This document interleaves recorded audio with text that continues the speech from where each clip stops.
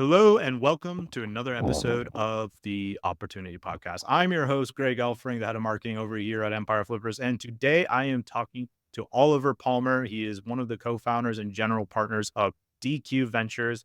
This was a very fun conversation. So not only has Oliver exited an $85 million deal, which we get into the deep nuances of that in the first half of the show, but now his new company, DQ Ventures, is a venture studio. So if you are 35 and up, and you've been, stuck in your job and you want to start a business, but you're like, hey, I don't know where to even begin to test my ideas. I can't leave my career because I have a family, all these kind of things that happen as we approach kind of that more middle-aged demographic, then Oliver's company might be the perfect fit for you. So what he does with his venture studio is literally help you build a successful startup and helps you get the resources you need to do it before you ever quit your job. So I think this is going to be like, that sounds cool to you. I think you're going to really, really love this episode.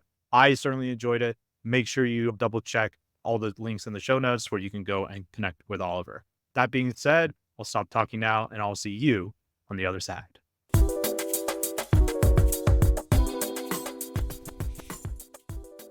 All right. I am here with Oliver Palmer, founder and general partner over at DQ Ventures. I am very excited to talk to you, man. We have a mutual friend, Leanne, and she was telling me about you. And I wanted to get you on the podcast months ago, but in typical Greg fashion, I got too busy to follow up. But luckily, Leanne followed up with me. I am very excited for the show. I think our audience is going to love what you have to say and your story. So, for my audience out there that doesn't know Oliver Palmer, talk to me about who you are, where you're at in the world, and what you do. Thanks very much, Greg. Thanks for that introduction. And yeah, Leanne put us in touch. So, brief bit of background. My name's Oliver Palmer. I guess the bit that's interesting from the point of view of this podcast is that I founded a company back in 2005 in Sydney, Australia. We founded a company called Tiger Bite. The three of us who founded the business. We bootstrapped it for the first 8 years, and then we raised $11 million from a strategic investor. 2 years later, we raised $8 million from a financial investor. And then 2 years after that, we sold the business. So we exited the company in 2017, at which point I'd retired and I was ready to spend my time on the golf course. But as with any founder, it doesn't last very long. So I worked as a VC. I went to the VC side. I was an entrepreneur in residence for a company called Investable for a year, which was interesting, but not really my cup of tea. And then after that, sort of saw a better way than VC perhaps of helping startups and helping entrepreneurs. And so along with my two co-founders, we founded a company called DQ Ventures, which is a sort of a twist on a venture studio. So we help people start companies while they still have jobs. That's awesome, dude. That's an amazing story. I want to, obviously we're going to get to the venture studio side. I think my audience is super interested in that because that sounds like a fantastic deal, getting to work with someone who's done what you've done. But I want to double click in on the $85 million exit. First of all, could you explain a little bit what the business was? And you said you raised money in the beginning there, or was that also bootstrap? No, so we founded the company in 2005. Back in 2005, we were creating ringtone and building mobile content. So it was a mobile technology company. And I used to tell people that we worked on color screen mobile. So that's just to give you an idea of how old I am. In 2000, exactly. In 2007, Apple launched the iPhone, and that for us was kind of a game changer in that we were already known as the mobile guys and were inundated with people wanting software developed for mobile, these new kind of apps that people had heard of, everybody wanted an app. And so we kind of positioned ourselves as kind of mobile technology.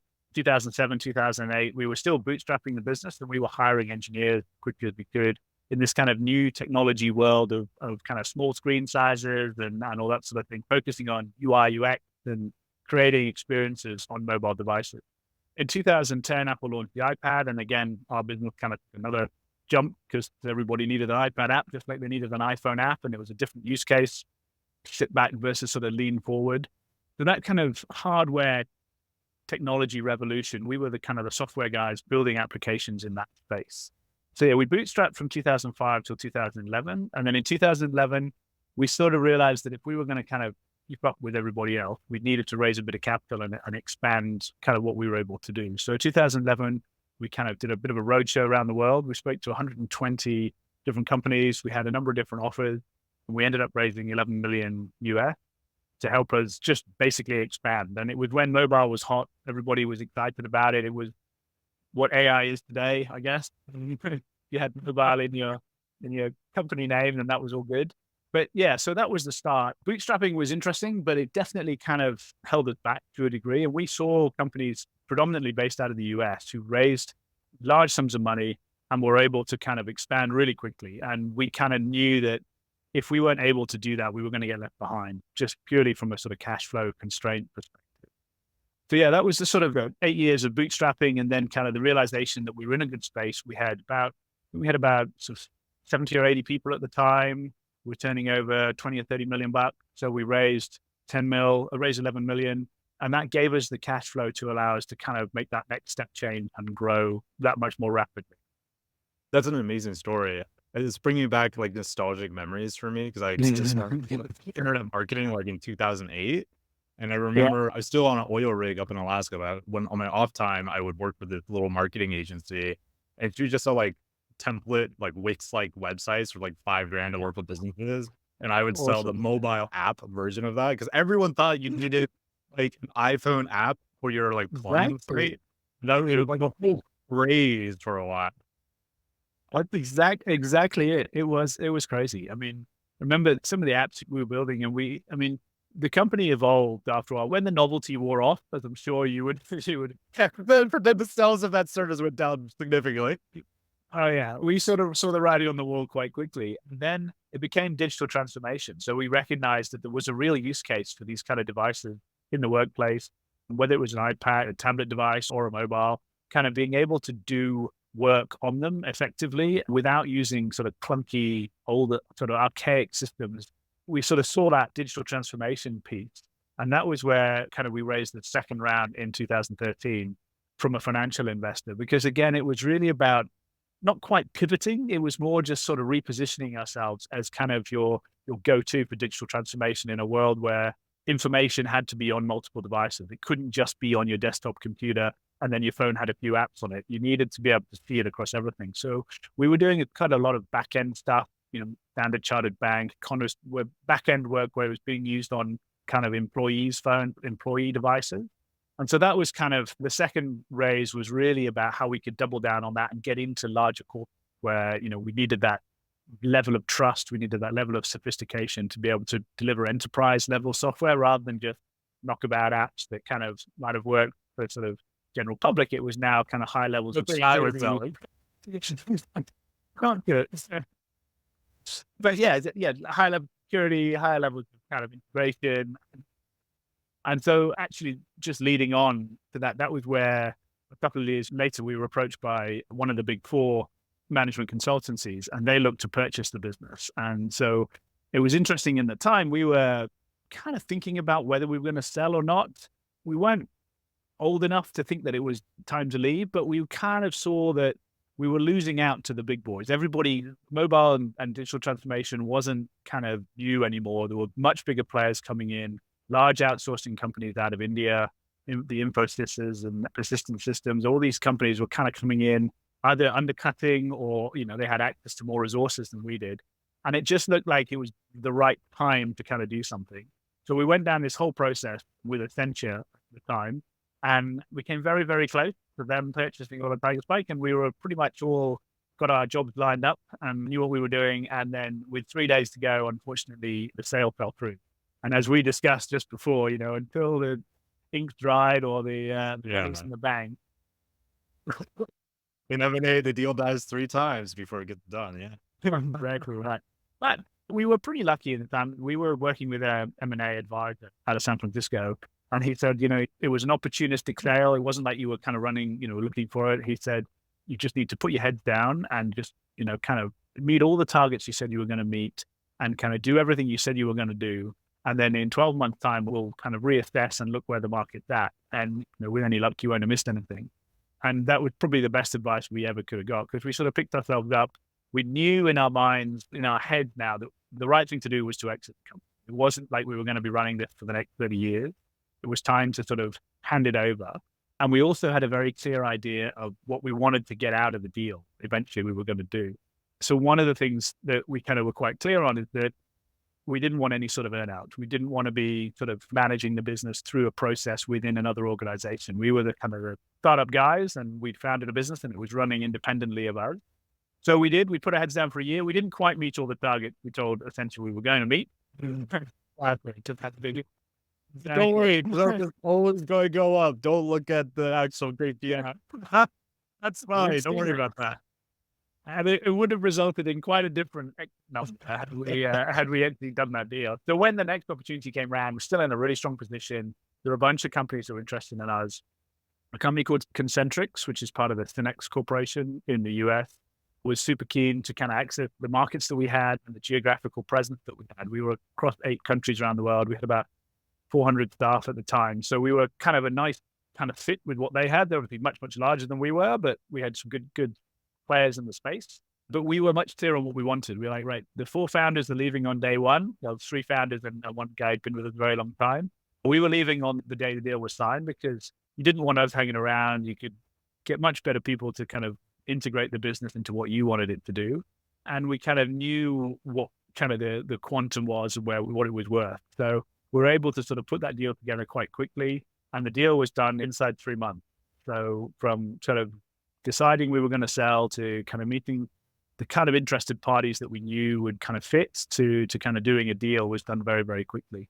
So yeah, ended July 31st, 2017. We were all unemployed and Tigerflight was owned by Concentric. So yeah, it was a strange feeling kind of the day waking up in August and going, where to now? But no, the deal got done and that was a successful exit. So it was a really interesting and exciting process to have gone through.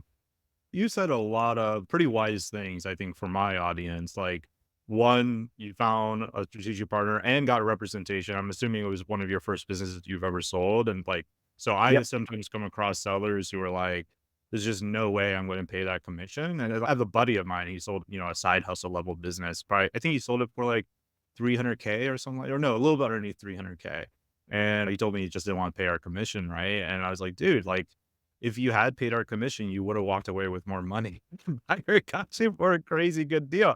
Like, we would have sold you that same business for like 450, 500K, right? But he just didn't know. But he never sold a business. And most entrepreneurs, they've never sold a business. And buyers tend to buy more than one business. So they tend to have like this big skill gap between the two, Yeah. right? That can trick the seller. The other thing you mentioned, like knowing the writing on the wall type of thing, I do feel like a lot of times entrepreneurs think I can grow through this challenge and it's often not worth the squeeze. Like my buddies are building AI right now. We were talking about the mobile craze, right? Like right now I'm talking to all my AI friends. Like I have a buddy who has a $2 million AI startup and it's great. But I told him like, dude, you need to either sell this now or you need to raise crazy money because the competition that is coming for you has crazy money. Like they haven't gone to you yet, but they will. Yeah. So yeah, I think that's all wise. So you said you didn't get an earnout? Like, so you got like full upfront with your deal structure? Is that what happened? Correct. Yeah, we did. We had to sign slightly more stringent reps and warranties just so that if there was any comeback, if anything kind of crawled out of the woodwork 6 months afterwards and we weren't in the business, then, they had a means to kind of come and talk to us about it. So the reps and warranties, yeah, the reps and warranties we took on but it meant that we sort of negotiated ourselves out of the picture in a way. We said, we've done, this is the engine, you're buying this machine, it's all in place. We're more the sort of strategic level, sort of kind of direction people. And you don't really need that because you're buying the engine, does all the things you want it to do. And you don't need us to help you integrate. So you can either pay, you can pay our salaries for 3 years or whatever they would have been, or you take it in the direction you want it with all of the staff. One of the big parts of the deal was quite a large incentive bonus over and above the sale price, a staff retention bonus. So there was a large amount of money set aside, which the staff kind of were incentivized to stay on. So they were kind of making sure they kept the core of the business together, and the founders then were sort of moved on and out of the picture. But just to touch on your point about strategic M&A advisors, so one of the things, our business was originally founded in Australia, and Australia has this kind of this tyranny of distance for any of your founders who are sort of dotted around the world. If you're not in the US or you're not in a sort of central hub of activity, sometimes it's quite difficult to know what your value is or what it's worth. And that was one of the major reasons we engaged an advisor out of San Francisco. And that was the best thing we ever did. I don't think we would have raised that first round, certainly not at the valuation that we did, because being able to access such a broad range of potential investors initially, and then being able to sort of position ourselves in front of acquirers that we'd never even heard of. We knew 4 or 5 who were kind of interested, but also the acquisition that failed came through our advice. So even though, I guess one of the challenge agreement we signed originally meant that they were a part of every subsequent deal. So we never got to experience any other advisors apart from the first ones we worked with. But it worked. Classic advisor. Watch out for that clause. You're speeding down, baby. For us, it worked out brilliantly in that, and I'm not sure what it's like at the moment, but the fees are anywhere from sort of 3 to 5% of a deal. We're at the upper end of that, and for each deal.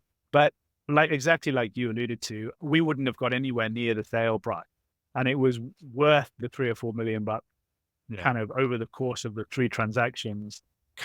It was probably worth 2 or 3 times that, because we would probably have never made the money. We'd never even got to the point where we'd have had a business sell had we not engaged them in those early stages. And I think the other thing as well is they bring with them kind of legal advice and all sorts of different things to put it together in such a way that they know it's going to be ideal for a particular buyer. They don't want kind of Mickey Mouse. That's half the time. If you're selling a business in that 10, 20, $30 million range, if everything's all lined up and it's all looked great, it makes it so much easier to get to a yes. They're always looking for reasons to say no or for a deal to fall over. And if you can put everything in place in such a way that there's no reason for it not to happen, once the thing's in motion, 95% of the times it just kind of goes through to completion. You can't put a price on that, right? If you want to get to an exit, that's the best way of doing it, in my experience anyway.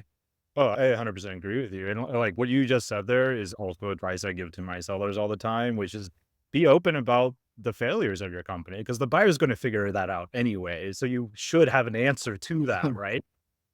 Yeah. But you be like, yeah, we suck at optimizing these Facebook ads. So that's your opportunity, right? Like, be honest about it. And like, what this actually means for the business. Like, I have a buddy who just recently lost like a 90K a month client. And that represented a big loss for his agency. He got it all back. He didn't get that client back, but he replaced it. And now it looks like he's doing even better. But he was like, is this going to destroy my chances of selling the business? Like, no, absolutely not. Like, you still got a lot of really good things going. You've already recovered from it. Like, just be honest about what happened. It's actually kind of a funny story. It had nothing to do with you. Like, the client basically went bankrupt, right? So, like, what are you gonna do? Yeah, no, that's exactly it. And that transparency, I think, is super important. Our biggest thing was that we were always high growth. So when you're high growth, you're always looking for that path to profitability. And that, as you probably know, is a great line for, we're not making much profit yet, but we're kind of working on it. But things would knock that around a little bit. And we had these wonderful lines of when we were going to get to profitability. And it was, oh, well, why haven't you got there yet? Because we're always high growth. And you can always sort of spin that no matter where you are. But the reality is that, exactly as you said right earlier on, is that potential buyers have probably seen 20, 30, 40, 50 companies that they're going to purchase. And they know all of these sorts of things. And they know what kind of real and what's not. And if you're open and upfront and talk about where the opportunities lie, like you said, that's the most exciting part of it. Not the kind of, you're trying to hide things, you're trying to cover stuff up, or you're hoping they don't find things out, because it's all going to come out in the wash. Like it always does. Please don't get a proof of funds or quality of earnings report on me. Please. Yeah, exactly. We don't do quality earnings at EF, but one of my friends, he used to work at EF and he went to go broker like more traditional, like investment banker kind of deals. And when he started, buyers like, oh yeah, this looks good. Send me the quality of earnings. He's like, what? What's that? Where does that come from? Yeah. I've never heard of this. Cool, man. Well, I have like 2 more questions on your deals, and then I want to get into the venture studio stuff, because like I think like your story of Dex is obviously super interesting, but like I think that will help my audience a lot. I think this is a really cool business you found here.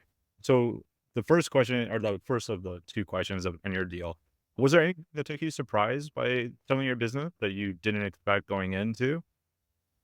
I think one of the things that we weren't surprised by, but surprised a lot of people, is that lack of earnout. There's very few That is founders. very surprising. It's very surprising. About that. That's super rare. Yeah, it really is. And I can see why. I really can.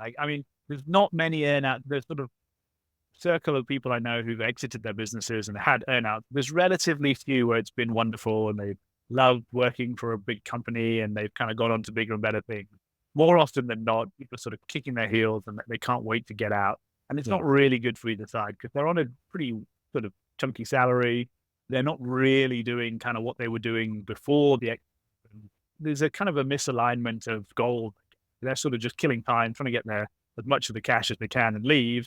And the company's trying to, get this new purchase they've just made as running as quickly as possible and get things. So I think, if you can negotiate and sort of a way of getting yourself out of the picture as quickly as possible, if that worked for the buyer and the exiting company, then it's a good thing. But it's surprising that when it happens is what I say.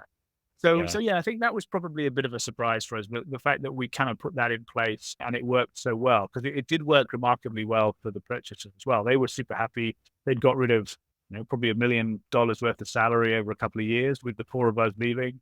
And there was a very high retention of staff because, as I said, there was a kind of an amount of money set aside on an annual basis for 3 years to keep staff there. So kind of thinking about what it might look like inside the business that you're selling to is an important part. And as founder, we'd had a bunch of conversations about this, and we had that with the M&A team as well, so that nobody was sort of surprised by what was happening. It was all kind of clear up front. And when we sort of put the deal to them, when our M&A advisor put the deal to them, there was a little bit of a sort of how's this one going to go down? Where's this going to end up? I'm sure that they did. Like, it was like, damn it, why does the seller not want to earn out? It's never gonna work. Why is the seller being so problematic? Exactly. Are you sure, you guys? Are you sure? But yeah, so that was pretty surprising. But I think, again, it's like trying to think about what it's going to look like after the event. And had we not had sort of the sale fall over and kind of had a sort of a bit of an insight into what it might have looked like and how we felt afterwards, I don't think we'd have perhaps pushed as hard for that kind of not having an earnout. But because we'd had that experience beforehand, we were kind of finished. Right? Like, this is not going to happen. There's no way we're the right people to integrate this into a larger company. And so once they recognized that, and we worked closely with their integrations team, so they identified the right kind of people, and then off we went. So I think kind of, I guess, if you can think about the sort of post-sale kind of how your business looks, it really helps kind of get the thing over the line in the first place, right? But if you kind of know what it might look like on the other side, with or without you, I think that's quite a good exercise to put yourself in the shoes of post-exit and then be able to communicate that to the buyer, and then kind of everybody can see what it looks like. And so the sale just then happens naturally, kind of thing. Yeah. Well, congrats, man. I mean, that's a wild story, you getting the full deal. And I wanted to comment on one other thing you said that I think is really, really important. So, like, sellers ask me all the time, how do I increase my valuation? And I always am a bit cheeky with them, saying, like, well, how useful are you to the company? Are you useless or useful? And they're like, well, I'm super useful. Mm. Like, okay, then your company isn't as valuable. You should become more useless. Exactly. So, like, That is that's literally how exactly. you got the full deal by telling them, like, look, guys, I am not the right guy for this. Utterly useless. We're done. We're dead weight. Want to cut us off and get on with the real thing of running a business over here. But you're actually right. But that's from an ego perspective, that's a hard thing to do, right? It is. You're the nicest soul and the driving force behind it. But we knew that we were kind of useless in a way. It was the right time for us to leave. And who knows, maybe we could have got the right roles and really driven something within that business. But at the time for us, it was, no, we're out of here. And that was the right thing for the business and for both our business and for the purchaser as well. It worked out really well, which was cool. Yeah, I agree. Often, I mean, just even retaining the entrepreneur, except for in a few caveat situations, the alignment isn't there. Like, entrepreneurs don't like bosses. Don't like they want to become an employee, right? Yeah. It just creates like a weird dynamic often. But okay, Yeah. my final question, then we'll get into the venture studio. How did your life change after this? Because this is a pretty significant exit. Like, did you go and buy 12 Bugattis? What happened? Yeah. No. No. Well, from my, it's interesting in that one of the things we did as well, which also might surprise you, if any of the sort of companies you work with or looking to sell have raised money along the way, is that we actually took money off the table at each transaction that we had. So we took 30% of the transaction. We sold down our shareholding each time. So the way we positioned that with our investors, that we always paid ourselves minimal salaries, and we were the hardworking, kind of underpaid founders of the business. And in order to make the right decisions for the business, it was better that we didn't have all our eggs in one basket. So if everything we had was tied up in this one company, we weren't going to be able to make the right decisions. We wouldn't be able to see the wood for the trees, and we'd be sort of so protective that we couldn't make the right decisions with the investors' money. it was far better for us to be freed up a little bit and have a little bit more financial freedom, but still have the majority of our wealth sort of tied up in the business so that we were, golden handcuffs kind of thing. But that, I think, even though that was a compelling story and sounds great to say it, it is true. I think if a founder has, been paying themselves next to nothing and everything is in this one business, they're so protective of it that they can't see that kind of sometimes they either need to bring in other people who may have different skills to them and are obviously going to make mistakes, but then ultimately allow the business to grow and to scale. I mean, if they're always sort of clinging on to everything in one place, it makes it difficult. So because we'd taken money off a couple of times throughout there, it wasn't as if we were sort of gone from zero to kind of a lot of money. So suddenly we were kind of in that financial independent state, but I've still got young kids. They still go to school. They're in Singapore. Nobody has a car because it's far too expensive. So we still have taxis everywhere. You need to do like a 9-figure exit to buy a car in Singapore. Yeah. I mean, we didn't even crack 100 mil. So, but no, I mean, it's made a huge difference. I mean, it's sort of set our family up for, kind of independent, like financial independence, which is super exciting. And it's given me the ability to kind of pursue what I want to pursue, which we'll get into the startup studio, but I've invested in a number of startups. I still love helping out entrepreneurs, helping out startups, and I put my money sort of back into the system, which is a great way of kind of losing the money you make quite quickly from your exit. But also it's the fun part of the process, right? Like the whole angel investing space is super interesting, especially if you can sort of move a bit away from the VC bit where you're not just waiting for that one company to pay you back. That's hard to do if you're an angel. But I think as you kind of learn more and understand more, it's a good place to be able to put money back into the kind of businesses that you feel you can help, both financially and kind of strategically. So yeah, so that's kind of where it is now. That's awesome, man. I really like the fact that you brought up, you took chips off the table while raising. I think that's really, really smart. I have a buddy, he did that all the way up to like $1 billion, like in terms of their Yeah. valuation. That company ended up not doing well, but I think a big part of it is because the investors had so much control.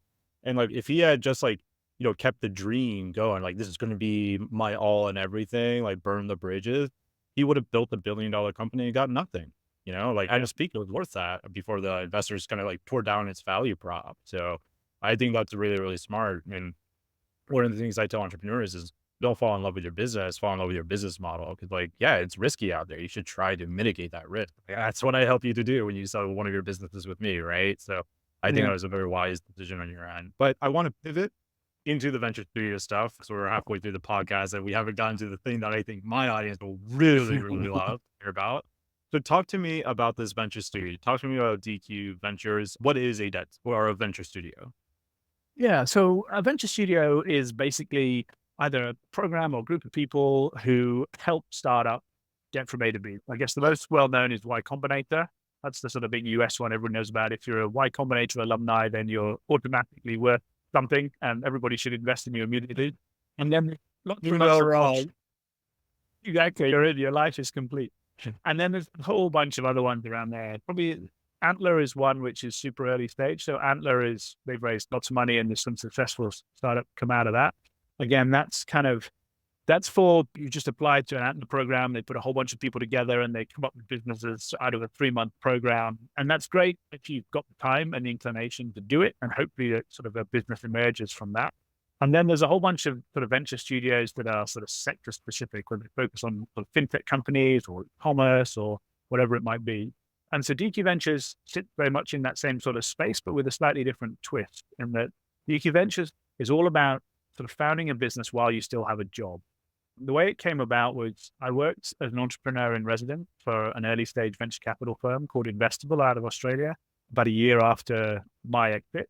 And I found it quite challenging from that VC side. So my job was to meet with potential startups, slightly later stage, probably 4 or 5 employees, that kind of 5 to 10 customers, mainly in the sort of enterprise SaaS space, based out of Singapore, but covering most of Southeast Asia. And Investable invests in early stage companies. So there's not an expectation that you're cash flow positive or that you've got millions in revenue. They're kind of really looking for a really solid team. They're looking for a good sort of problem solution kind of fit, not necessarily product market fit yet, but a great team, a good problem that kind of looking to be solved in a emerging market, a big market, and a really good solution that you've come up with. And I must have met with 120, 150 companies in sort of 9 months. which is not many. I understand. Like, it was just people meet with thousands of them. And they invested in two of the businesses I met with over that time. And I just found that kind of unbelievable that I would down and have a half hour, an hour meeting with people, and they started these great companies. But within 10 minutes, I could tell that they just weren't ready for venture capital, no matter what they hadn't got the right customers. There was something missing in the team, and different venture capital sort of companies have their own criteria. But, these companies they would have met with, I reckon, 20, 30, 40 VCs, and no VC would have invested in them. And so, even though I found if I could just tell them, this is what you need to do, you need to kind of have this person in your team, or you need to get these three customers, or you need to deliver it in this way, or, your subscription revenue needs to look like this. You can't just have one fail to someone. It just doesn't work. But that's not my job. My job as the kind of DESA guy is just to make a call and then say yes or no, pass it to the investment committee, and then move on and meet the next one and meet the next one and meet the next one, rather than kind of helping them out and spending some time with them, or even going out, picking up my network for the right kind of person to come in, or someone they could sell their software to. And so I was complaining about this to some friends of mine, and they said, well, why don't we do it differently? Like, we've got this idea. One of the guys, James, my co-founder, done some research and talking about more mature founders and saying that more mature founders tend to be more successful. So founders over 40, I think, have exited. I don't know exactly what the numbers are. He knows all about it. But basically, the typical 22-year-old university dropout who founds $1 billion business is not really where the money is. More mature founders, what kind of older people? Oh, I know. I should have thought it. And so his contention was that, where are all these 35, the 40, 45-year-olds founding the companies? And the challenge is that they've got jobs and they might have families, or they've got responsibilities, and they can't just suddenly kind of live in a mum's basement for a while and eat pot noodles, because the world just doesn't work like that when you're 35 or 40. You've got bills to pay and kind of financial responsibility. So it came up with this concept of how could we help these people start businesses while they still had their job, with a view to getting an understanding of whether their startup idea was viable, would it actually work, before they quit. So we work alongside people while they still have their jobs to help them kind of build their business while they're still doing their job 9 to 5, as their sort of co-founder as a service, we call it.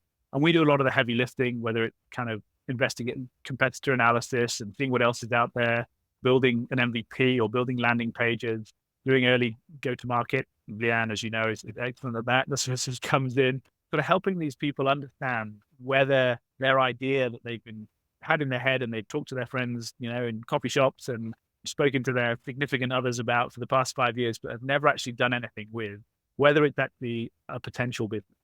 And so we work with people for sort of 3 to 6 months. They go through a program with us to kind of flesh out the idea, build something, actually get it into market and see what it's like. And then we reach the point where either we've sort of sussed out with angels or early stage investors whether they might raise money, or whether we've got some customers on board and they make a call whether it's time for them to sort of quit their day job and go full time, or whether actually this idea isn't kind of as wonderful as they thought it was, and they're going to park it and stick with their job. So that's kind of the niche that we have. So it's mature founders still in their job, helping them found it.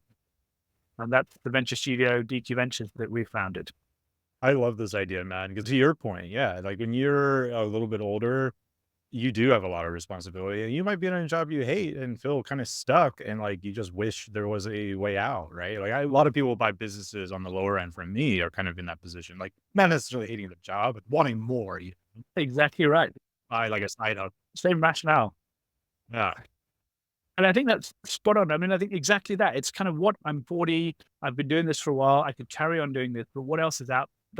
We hear that so many times. And I think that's where there's definitely some crossover, because what we try and do is we try and help people understand that you don't necessarily need to start something that you have to build to $1 billion. Like, that's always a dream and that's great. But successful businesses, if you're a good founder in a good space and good business, and you're conscious of equity and you don't go down a crazy giving it all away to early stage VCs, and you're rational in your thinking and rational in your approach and focus on profitability. And we talk about rational startups a lot. Is how do you get to the point where I've got a good business in a good market and I'm turning over a reasonable ARR, which, is valuable and not just kind of pumped up, made up numbers, that I can command a 10, 20, $30 million valuation. If I were to sell to that, that is life-changing money. If I'm 45 or 50, at 20, it might not be, because I've got So another 70 years to go. But at 50, if I can sell my business for 20 million, that's more than enough that I might need to retire or to go on and do the next thing or explore whatever else it is that I want. So it's kind of helping people get out of that kind of corporate grind where they can't see anything but what they're doing today between now and 55 or 70, whatever it is. And it's just the passion and enthusiasm that people have for these new ideas is amazing. Getting a startup off the ground is super exciting, but we also try very hard to make sure they understand, much as I'm sure you do when people are buying your business. Like, it's not going to be easy. It's not all sort of sunshine and rainbow. It's going to be times when you're tearing your hair out and you're wondering how you're going to meet payroll and how on earth you're going to pay a tax bill, whatever it might be. All of these things are part of the journey that we work with them while they still have their job. So that if they do decide to quit a good corporate gig where they've got, 5 or 6, 7 years, in the bank with a particular company, they're doing it with all of the knowledge that this is what it's going to take to build a startup. And people still do it. They still want out and they want to do something else. And I think that's really exciting. I love the whole kind of process of getting to that point. But yeah, it's fun. You and I are in agreement on so many things as we delve deep into this podcast, which is good to hear. It kind of validates what I tell people. Like, yeah, on that $1 million, like wanting to do the big exit, right? Like, I've helped now create like over 80 millionaires. I think the real numbers are around 82 millionaires at Empire Flippers at the moment, right?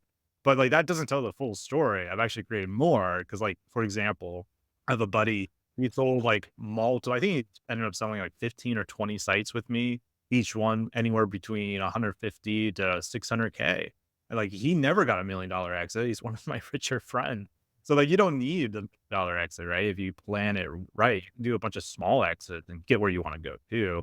But yeah, on the expectation thing, I joke about breaking entrepreneurs' dreams all day long. It's like on the valuation side, like you guys are like, this is unrealistic. You're not worth like 10x. Like that's not the Yeah. way listen valuations usually work. Or on the buy side where they think it's like passive income, like, no, man. Like, so I always joke with my team, like, I'm a merchant of opportunity. I'll change your life, possibly for the negative, but your life will change. Like, because sometimes we're wrong.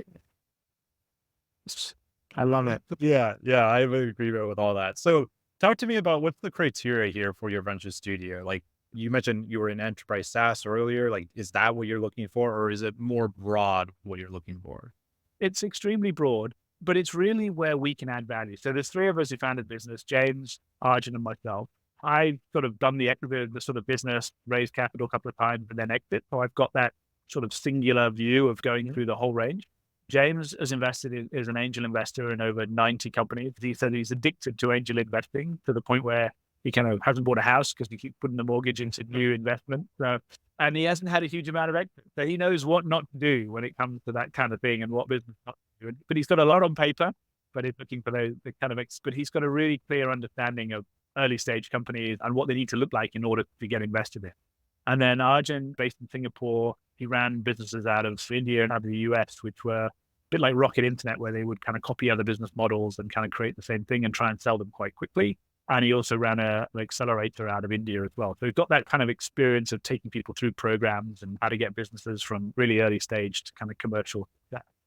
So between the 3 of us, we've got a range of different skills focusing on, but predominantly technical. So if we can't add much value to your business, there's no point working with us. Our model is that, we take a 20% stake initially as founder shares. And our view is we intend to kind of dilute down. We want to focus on ending up around 10% at exit because we want to help you and ourselves use some of your equity maybe to bring in other founders, that kind of thing. We understand the value of equity.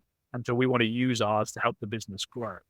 The criteria is really, can we help? Like, is there a value in DQ working with you? If you're going to quit your job anyway, or, you're young and you kind of think it's awesome and you're going to go away and do it and make all those mistakes, then DQ is probably not for you. And that's great. We can offer you some advice and wish you all the best.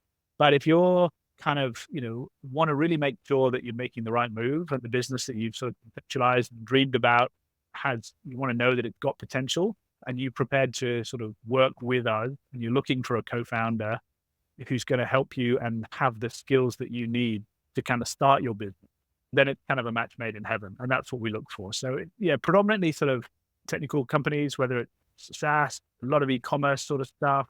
We tend to have a bit of a challenge with B2C businesses. I think business to consumer is a really tough place to play in, particularly without raising a lot of money. For those businesses where we sort of kind of give you as much advice as we can and offer our expertise, but we're unlikely to say, hey, you should partner with us because we can't help you. Because really, we're about the exit at the end. We want you to get to that $10 million exit, and that's kind of our target. If we can see the kind of business, from our research and where we understand it, we need it to be a $10 million sort of play. If it's 5 million, then everybody kind of does okay out of it. With 10 million, brilliant. And anything over 10 million is wonderful. But in that 5 to 10 mil sort of space is where we want to get the business valuation to, or we want to be able to see that ahead of it. And then, we're fairly circumspect. We have a number of calls and kind of conversations to understand whether we actually want to work with you, because it's a long journey in startup world. It's 5 to 7 years. It's not a kind of a 6 months and then we're off, right? We're going to be you're bored for a 30 while. days from now, you're on the beaches of Bali, like need mailbox money. Exactly right. Even 7 years is kind of optimistic, right? Especially if it's Most of them fail, yes. like, oh my God. And yeah, like if it does fail, we want to know that, we did everything we could, and we want to spend a lot of time on it. We don't just sort of take anyone on board. Our first question is, now that we've sort of talked to you a lot about Deep and putting you in a position as a founder, but like, do you really want to work with us, right? You've met us, you've chatted to us, you understand what value we bring, you understand your business a little bit better through the process of onboarding with us. Are you sure you want to do this? And if you do, then great, let's really go for it. And if you don't, then, cool, no worries, no harm, no foul. And then we wish you all the best. And that's what it's about. We're in a nice position in that we kind of, not we pick and choose, but it's where the relationship kind of really sort of hits it off early on and we can see a synergy. That's when we can go for it. And when it doesn't, we can offer you as much advice and put you in touch with kind of other people within our network and wish you all the best. But there's no point doing it if it's not going to work for everybody. I think this is a very interesting model. So let me talk a little bit more about like the technical nuance here of what you're doing. So Yeah. You mentioned initially 20% equity is what you kind of gun for. I'm assuming that's like obviously pre-revenue, I'd assume. Like they haven't really. Yes. Good. It's pre-company founding more often than not. It's literally an idea. Often we help you found the business. So the model we have is we take 20% equity when the business is founded. We charge you a $20,000 fee, which we put back into the business. So we contribute, it's kind of a notional, we reckon it takes us about $70,000 to get a startup off the ground, build all the things we need to do. So for 6 to 9 months of going through our program and working with us, we charge you $20,000 and we put in $50,000 of kind of building stuff, whether it's MVPs and all that kind of thing. And at the end of it, the intention is that you have a company, you have customers, you've got either raised money, which we've founded 18 companies so far. 5 of them have raised capital. And I think 6 people have quit their jobs and are running their businesses full time. So we've it's really early stages. We've been going for 2 and a bit years now. So, the plan is to try and the first hurdle is to get to 100 companies. And initially we wanted to own 10% of 100 companies was our plan. But now I think we've got a sort of a model where we've come across so many sort of exited founders or business advisors, we kind of think that might scale a little bit more than just 100 companies. But yeah, so we do 20 grand up front, 20% of the business. We spend the 20 grand on the company in that we'll use it hard cash to pay for stuff along the way. So you're not registering domain names or you're not paying for MVPs being built or landing pages or, advertising dollars or what have you. And that's the hurdle, which is sort of skin in the game because everybody's got an idea. Everybody wants to have a business. Yeah. If you're not prepared to put some money down, then that's it. So I'm not sure. It was set as a 1 month salary in Singapore. If you won't put 1 month salary into your business, then you're not serious about it. That's where the 20. I think that is totally fair, dude. I have a lot of people reach out to me and I normally help people like as much as I can for free, but I recently had tons of people reach out to me for SEO because one of my buddies, he's in like the B2B SaaS space in the Boston scene in America. And it's telling, oh yeah, talk to Greg. And like, dude, like I'm happy to help, but I just don't have time. So I told him, like, look, man, like you're friends with this guy. I'm friends with him, $200 an hour. And then suddenly it all goes away. I'm freaking now, like, that's cheap. That's a cheap consulting fee, man. Like, that's nothing. I know. I totally agree. And it is interesting because, if you compare it, there's other studios where they might take 9% and then they'll pay you some money, but then they charge it back as a fee and all that sort of stuff. So we've tried to be just as transparent as we can and tried to kind of position it in that if you're 40 and you haven't got 20 grand to do a business that could change your life, then that's totally fine. But like you said, we'll offer you all the advice and wish you all the best, but we'll make sure this works and we'll put everything we can into it if we're all in it together. That's kind of the model. And we haven't had anybody who's sort of done it and then regretted it. We've had people who said, you guys are crazy. Why would I be giving you equity and paying your bills? Yeah, classic new But, mistake. which is fine, right? We get it. That's cool. I fully understand. But I haven't seen any, like maybe in 5 years, some of them will turn around and they'll own all their equity and that'll be great. But yeah, it seems to work. It's definitely hitting an interesting sort of spot with the kind of the sort of people that we're speaking to. Because everybody knows somebody who's 35, 36, 37 or 45 who's just wants to try something. And so many times we sort of tell the story and someone comes back and says, well, you've got to speak to Bill, or I'm putting Bob in touch with you, or Jane's got this great idea. And that's where we start having those conversations. So, it's interesting. My ex-business partner from Tiger Spike, his theory is that everybody should start a company. He says, like, everybody's got a book in them. Everybody's got a company in them. You should just get out there and start a company. But I think some of the successes at DQ have been where we've actually sort of gone through the process and established that there is no business there and the person hasn't quit their job and has realized that they're better off earning their salary for the next few years until something else comes up rather than kind of quitting and having, a year of pain and no cash and no money while they get a business off the ground. And having gone through the process with us, it's really sort of been able to see what's required and what sort of business they want to run. And they've gone away. And subsequently, one of the partners that we worked with kind of came up with a new idea, which was like 1,000 times better than the one they came to us with. And then they both quit their jobs and are now running a new business out of Singapore. So it's like it kind of all comes around and works in the end. Exciting. Business is ever malleable. This is why I say don't fall in love with your business, fall in love with the business model, right? Like, who knows what you might be doing? Like, we at Empire Flippers, we were originally an outsourcing company in the Philippines. Like, we're an M&A broker. This is why, like, we sometimes play weird stuff. Like, a normal M&A broker would value things on annual multiples. We'll use monthly multiples. And everyone's like, what the hell? What are you doing? And it's because we used to sell sites that were like 2 months old that were like, you can't get red one. Like back in the day, it's just like this legacy thing, which is funny because whenever I see someone use a monthly multiple, I know, like, you're my people. You learned of it. Yes. I know where you come from. I was going to say one thing just very quickly on that point as well. One of the things that we say a lot as well is don't get your business unless, it's your grandfather's guitar making business. It's been in the family for 150 years. It's got a huge amount of legacy. It is literally just a business model that you can sell and move on from. It's not, don't get too tied to it unless it is, a guitar maker and you've been doing it for 100 years and it's all about legacy. Then that's a different kind of thing. But often these sorts of things, the businesses that are around, you love them, you live and breathe and you do anything for them, but they're just a means to an end. It's a way of kind of getting through it. And then the opportunities that come from selling one business and having your eyes open, understanding all the mistakes you made. So the next time you do it, it's that much better and you make a whole bunch of new mistakes, then that's all part of the process. Like, I think that's the fun part of it. Yeah, I agree. I think that's a very wise point of view. In terms of what you're doing here, so, like, you mentioned you go from 20% to 10%. Like, how does that dilution work? Is it like hurdles, tier rates? Like, how do you get to that point with this kind of deal?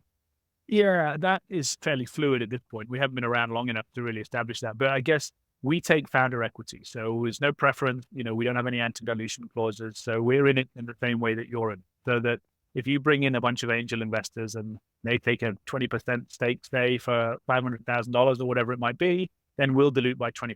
So we'll go down to 16%. And then if you do a Series A, we'll just go down the same way you do. So by doing that, we're just aligning ourselves with you.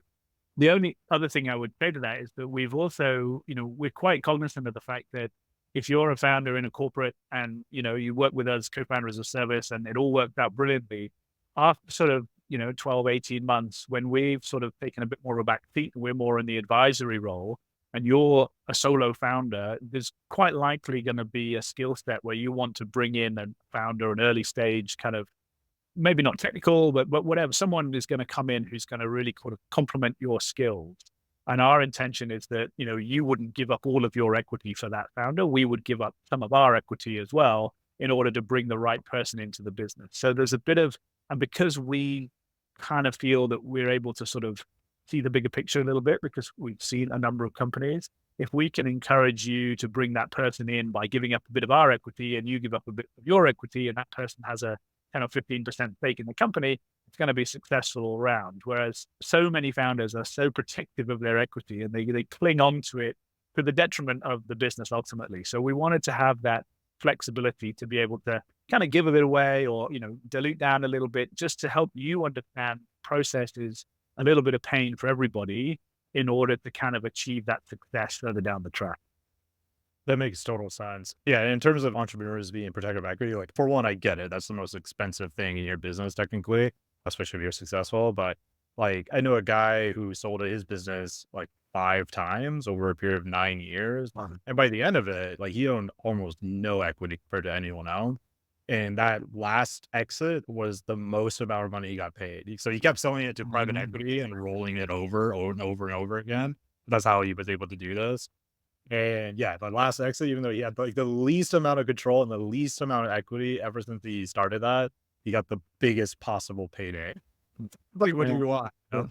Well, cool, man. Well, we're coming up on the end of the interview here. Before I get into the rapid fire question, is there anything in particular you could give to my audience? Like, if they're thinking about like, hey, I really want to do this, like, what are some of the basic hallmarks of like a good idea after seeing all these different businesses come to you?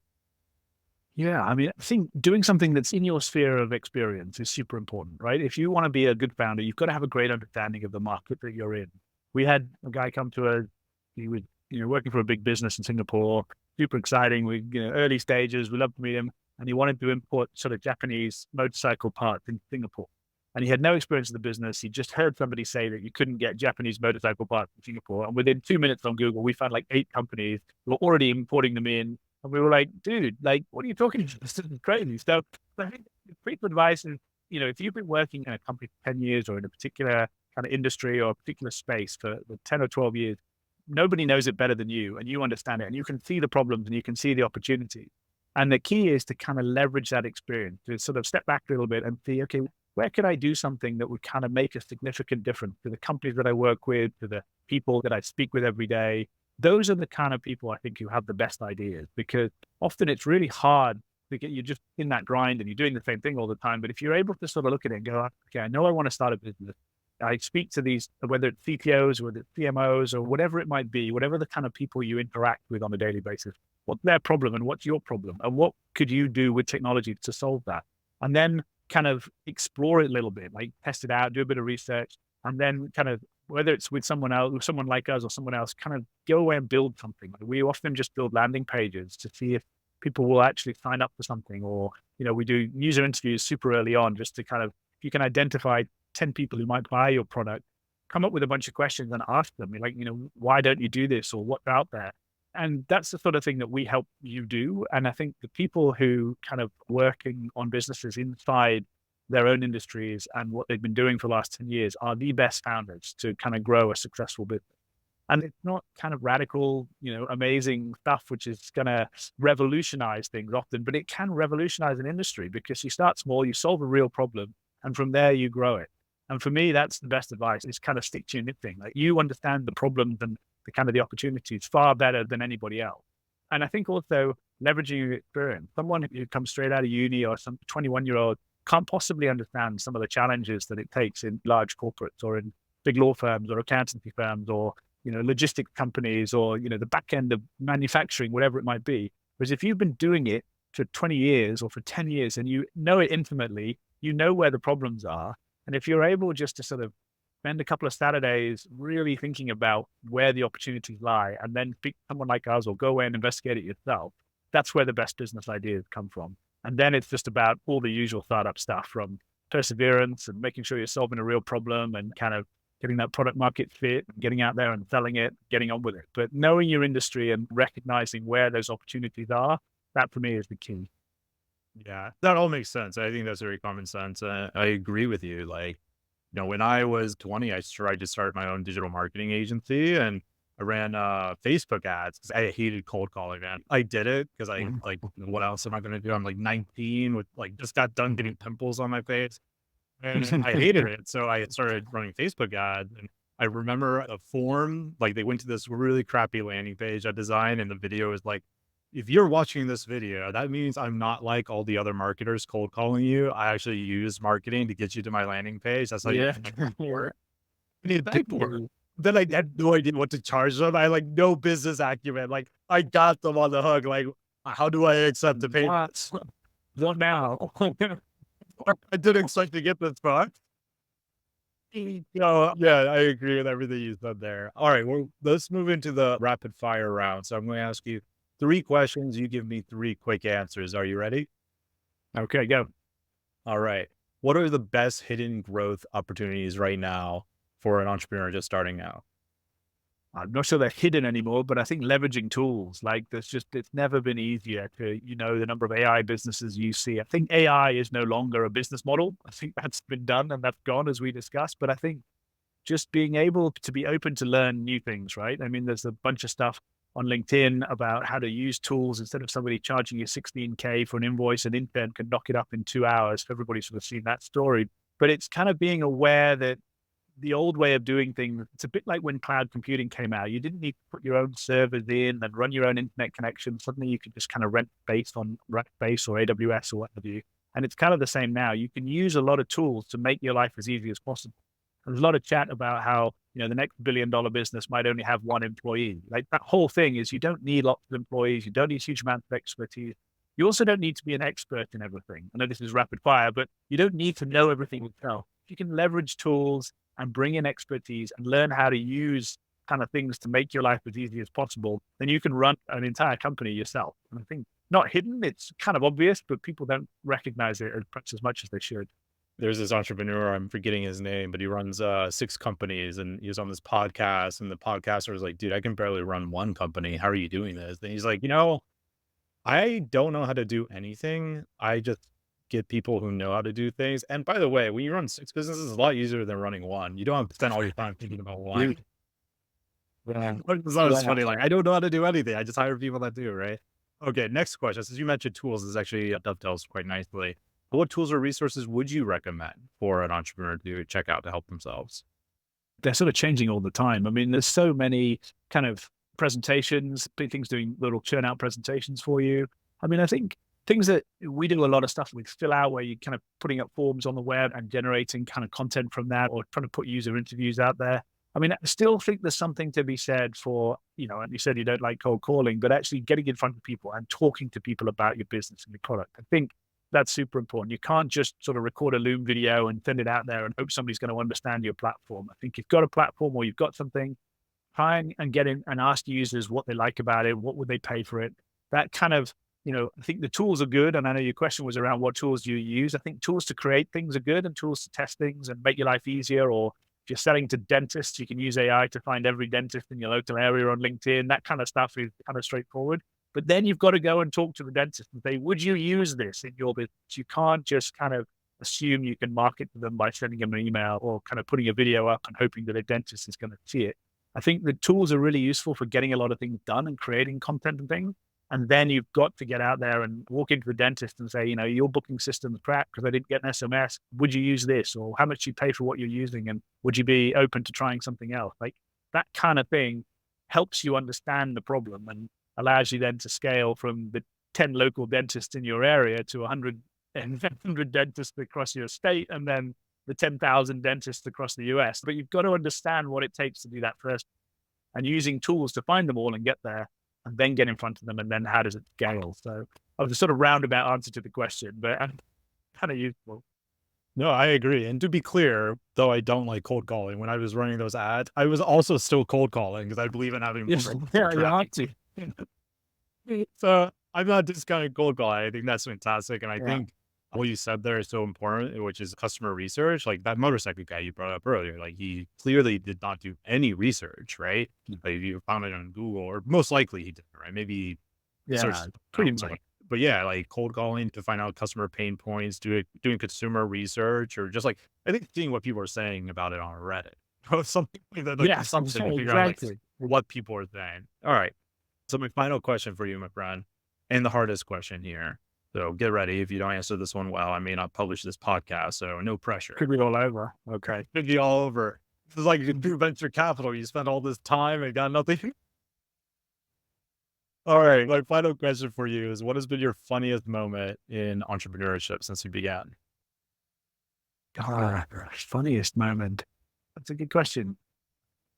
The funniest moment, I'm sure he'll get very up. I'm not sure if I've mentioned his name, but my co-founder and I were meeting with M&A advisor for the first time in San Francisco. And it was kind of a big meeting for us. And it was exciting. And he'd brought the lawyer along. And we'd had a bunch of phone calls from Sydney. And we were getting to the point where we'd got 3 or 4 offers and it was all exciting. We go out for a fancy dinner. And about just, I think after the starter or something, Luke wasn't feeling particularly good. And he ended up throwing up on the table in front of the M&A advisor and the head of legal and myself. And he managed sort of threw up on the table and then ran off to the bathroom. And the 3 of us were sort of sat there looking at what was going on. They both started laughing and I started laughing. And it was funny and hugely embarrassing. And then he came back and he cleaned up. And the waitress came over, was cleaning the table. And then he sat down and then we carried on the conversation. And it wasn't mentioned at the time. It wasn't really sort of been on the table. And then afterwards, after the deal was done, we had a sort of celebratory meal. And then it came up and he said, "Oh my God, I can't believe you guys kind of talk to us anymore." And it was very funny. It became part of the sort of the history of what we did. So it was funny and hugely embarrassing for him. And I'm so glad it wasn't. But honestly, sitting at that table and the 3 of us laughing so hard, there was just nothing else to do. And it all got cleaned up. And then he sat down and then we carried on the meal as if it had never happened. I think he was just a little bit nervous and a little bit kind of crazy. We both were. So that's probably my funniest. I don't know, but that was just one of the funniest moments of my entrepreneurial journey. There've been a few other ones as well, but that one really stands out. Right. I can see the embarrassment. And I mean, like at the same time too, like the fact that deal went through, or at least you guys had like a really productive conversation after. I think a lot of people forget these people are human, like And honestly, I mean, I'm sure they tell the story as well. I mean, they just, it's part of, there's so many different things that happen along the way and yeah, so many cool experiences. But yeah, just, you don't know what's going on and it's super early on and you're nervous about things. And now, you speak to VCs and you realize they're all in it for the same thing. Everybody wants people to do well and they always want to make lots of money and all that sort of stuff. So yeah, never get too embarrassed. You could be more embarrassed than your business partner being on the dining room, on a dining table at a fancy restaurant. So, well, it sounds like it worked to get you a full deal without an earn out. So more entrepreneurs bomb it. hey, Back to the damn model. straight. That's the key. That could be the go. That could be the go.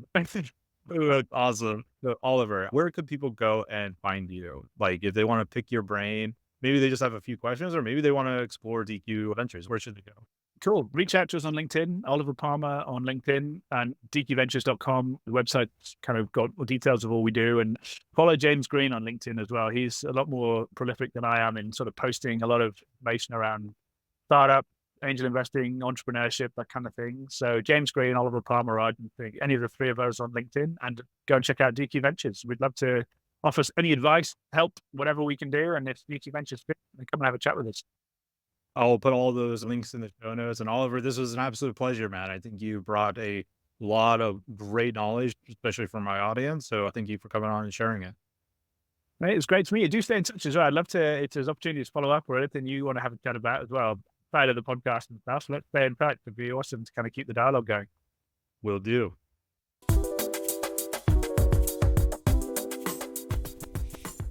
There you have it. I hope you enjoyed it. I hope it got you inspired at all the different things that are happening in this industry. And of course, if you just want to buy a highly profitable business, you can always go to empireflippers.com/marketplace, or maybe you want to make an exit of your highly profitable business, and you could go to empireflippers.com/sell your site. I've been your host, Greg. If you enjoyed this episode, make sure you leave a review, give us a like, a follow, share it across social media. Talk to you all soon. See you on the next episode.